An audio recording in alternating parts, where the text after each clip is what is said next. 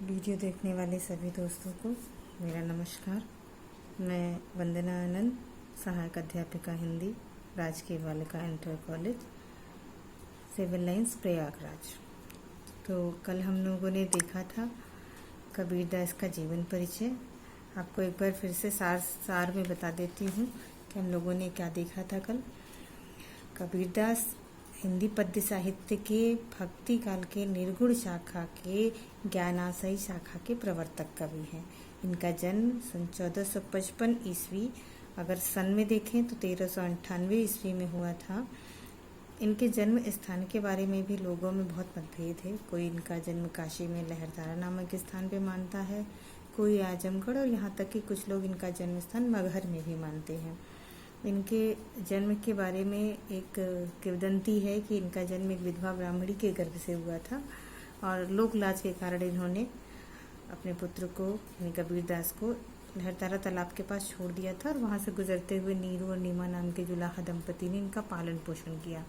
इनका विवाह लोई नामक स्त्री से हुआ, जिनसे इनकी 2 संतानें हुई, कमाल और कमाली। इनकी एक रचना है बीजक, जिनका संग्रह, जिसको लिपिबद्ध किया है इनके ही शिष्य धर्मदास ने। बीजक के 3 भाग, साखी, सबद, रमैनी। साखी में दोहे हैं इनके, सबद में गेय पद, रमैनी में इनका रहस्यवाद और आध्यात्मवाद है। कल हम लोगों ने ये भी देखा था कि कबीरदास एक समाज सुधारक के रूप में ज़्यादा अच्छे से उभरे थे।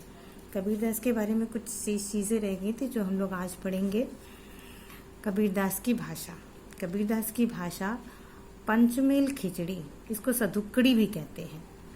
इनकी भाषा को पंचमेल खिचड़ी या सधुकड़ी कहा जाता है। इस भाषा में अरबी, फारसी, ब्रज, भोजपुरी, खड़ी बोली, इन सब के शब्द पाए जाते हैं। इनके जो गुरु थे वो रामानंद थे।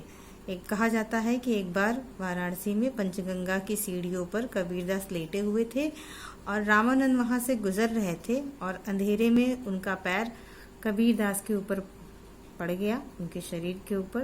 तो उन्होंने राम राम कहा और उसी राम शब्द को इन्होंने अपना मूल मंत्र बना लिया। लेकिन ध्यान रखने की बात यह है, मैंने पिछले वीडियो में भी बताया था कि कबीर के राम राजा दशरथ के पुत्र राम नहीं है। कबीर के राम वो परम सत्ता है जिसने इस सृष्टि की रचना की है। इनके एक और गुरु हैं, सूफी गुरु, जिनका नाम है शेख तकी सुहरावर्दी। आपको बता दूं कि ये क्वेश्चन मुझसे लोक सेवा आयोग के इंटरव्यू में पूछा गया था, जो कि इलाहाबाद में ही हुआ था, और वहीं मुझसे पूछा गया कि कबीर के सूफी गुरु कौन हैं। तो आपको बता दूं कि कबीर के सूफी गुरु शेख तकी हैं और इनकी मज़ार वहीं लोक सेवा आयोग का जहां एलनगंज, जहां पे इंटरव्यू होता है, उसके आसपास ही कहीं है। अंत में देख लेते हैं कबीरदास की मृत्यु।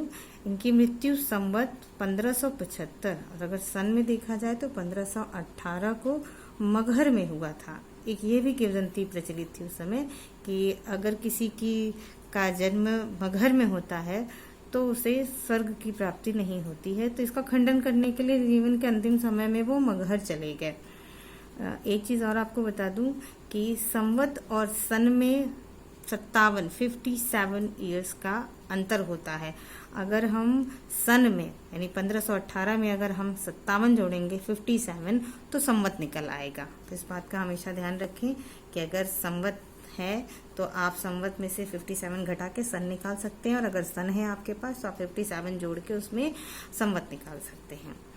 तो ये वीडियो हमारा आज का यहीं ख़त्म होता है। कबीरदास का जीवन परिचय पूर्णतः हम लोगों ने देख लिया।